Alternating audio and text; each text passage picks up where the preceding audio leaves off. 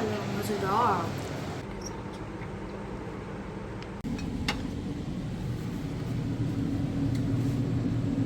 Valla qué bueno.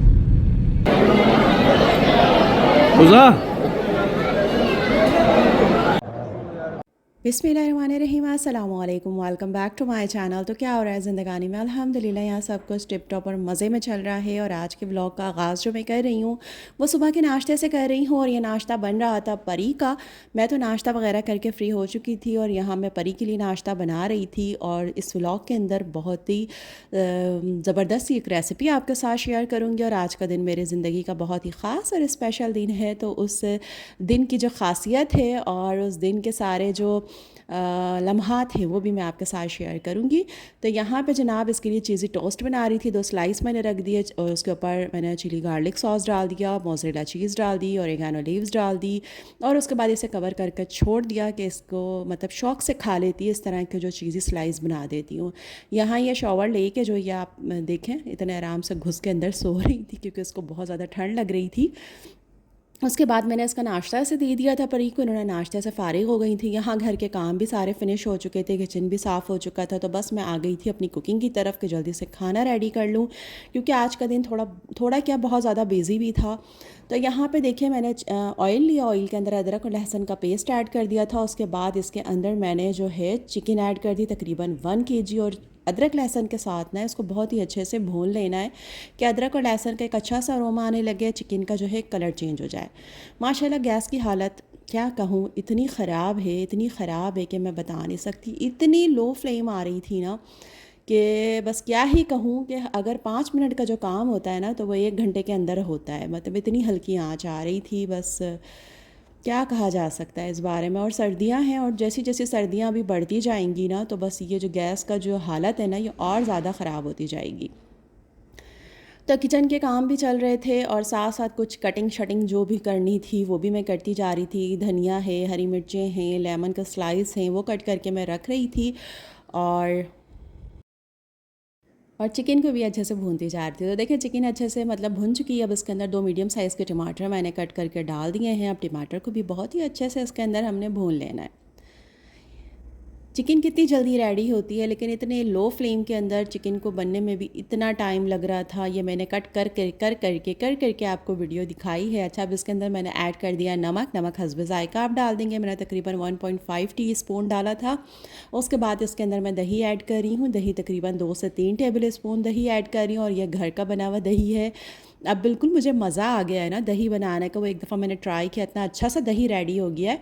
तो बस अब मैं घर में ही दही जमाने लगी हूँ। ये देखें गैस बिल्कुल चली गई थी। और उसके बाद मैंने क्या करा, सिलेंडर जलाया और उसके ऊपर रखा और मैंने इसके अंदर अब ऐड कर दिया था काली मिर्च का पाउडर तकरीबन हाफ़ टेबल स्पून ही इसके अंदर भुना पिसा ज़ीरा ऐड किया था। हाफ़ टेबल स्पून इसके अंदर भुना पिसा धनिया ऐड किया था। इन 3 मसालों के साथ ये रेसिपी इतनी मज़े की बन के डन होगी ना, यकीन करें कि सब घर वाले चटखारे लेकर खाएंगे और सबको बहुत ही मज़ा आने वाला है।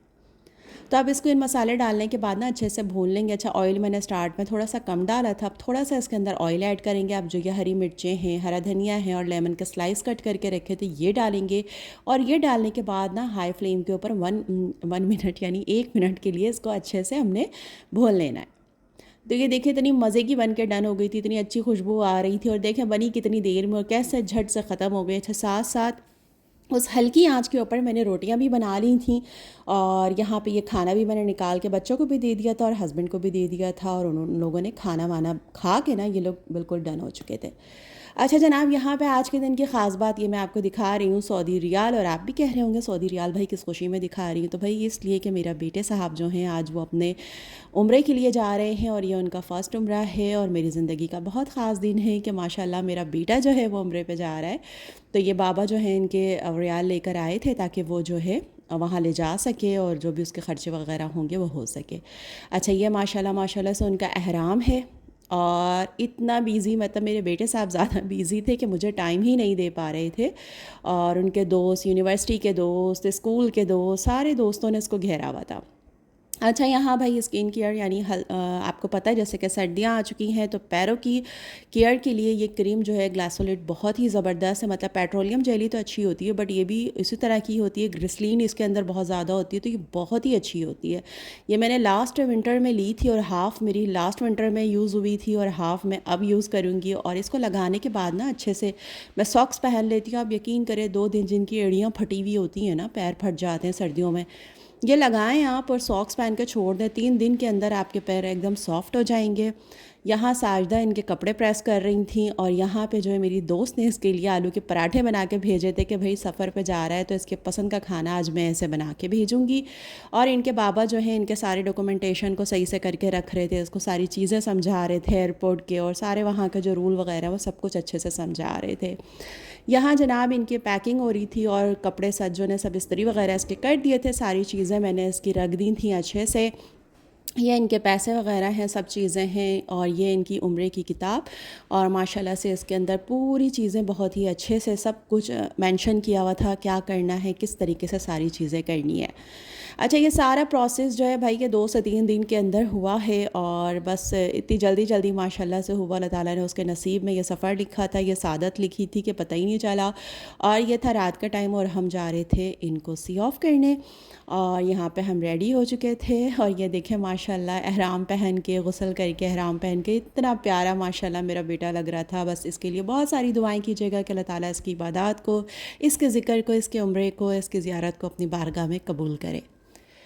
तो यहाँ हम नीचे उतर आए थे और ये जनाब जो उतरते हुए सारे जो दोस्त वगैरह थे उनसे मिल रहे थे। फिर यहाँ पे थोड़ी देर रुके और यहाँ पे भी जो है इनकी मुलाकातें चल रही थी। सब माशाल्लाह से मुबारकबाद दे रहे थे कि मतलब जवानी के अंदर वो कहते हैं ना कि जवानी की इबादत जो है अल्लाह ताला को बहुत ही ज़्यादा पसंद होती है। और माशाल्लाह माशाल्लाह से इतनी छोटी सी उम्र के अंदर मतलब माशाल्लाह से उम्र अदा कर रहा है, और बहुत मतलब खुशी का आलम ही कुछ अलग था। मतलब मैं अपनी फ़ीलिंग्स आपको बता नहीं सकती कि मेरी 2 तरह की फ़ीलिंग्स थी। एक तो भाई कि मतलब मैं खुश बहुत थी कि माशाल्लाह अल्लाह ताला ने मेरे बेटे को यह सादत नसीब करी, और थोड़ी सी उदास इसलिए थी कि मतलब पहली बार मतलब इतनी दूर मतलब जा रहा है।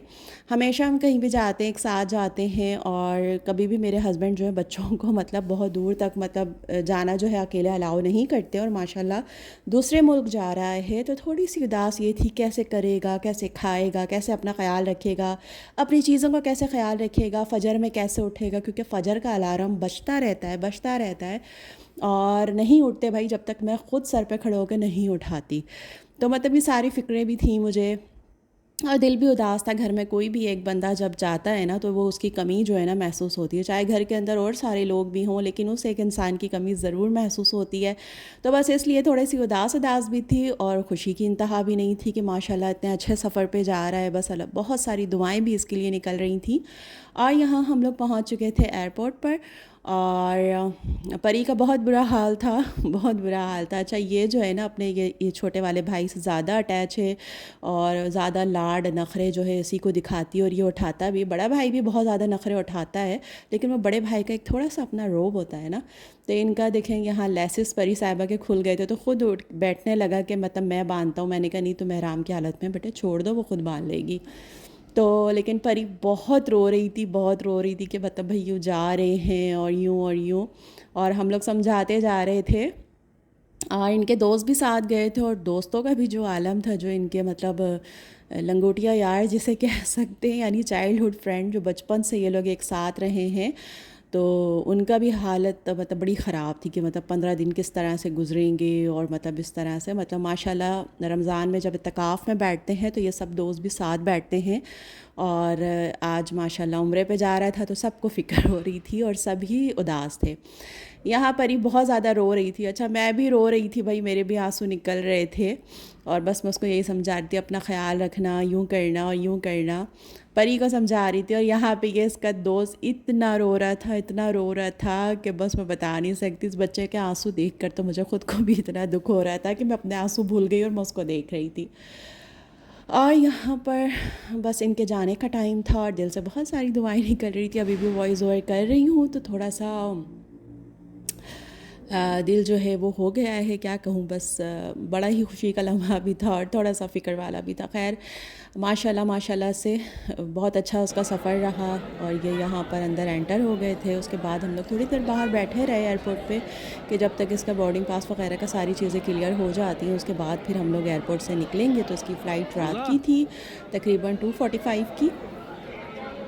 और यहाँ पे इनके बाबा वीडियो बना रहे थे और इसको आवाज़ दी और इसने मुड़ के देखा और प्यार दिया अपने बाबा को। ख़ैर यहाँ से अल्लाह हाफ़िज़ हमने ऐसे किया और माशाल्लाह यहाँ पे देखे जद्दा पहुँच चुके थे और मक्के को मुझे लाइव दिखाया मेरे बेटे ने और बस माशाल्लाह उसका उम्रा भी अदा हो गया है। अल्लाह ताला उसकी इबादत को कबूल करे और आप लोग दुआओं में याद रखिएगा, अपना ख़्याल रखिएगा। अल्लाह हाफ़िज़।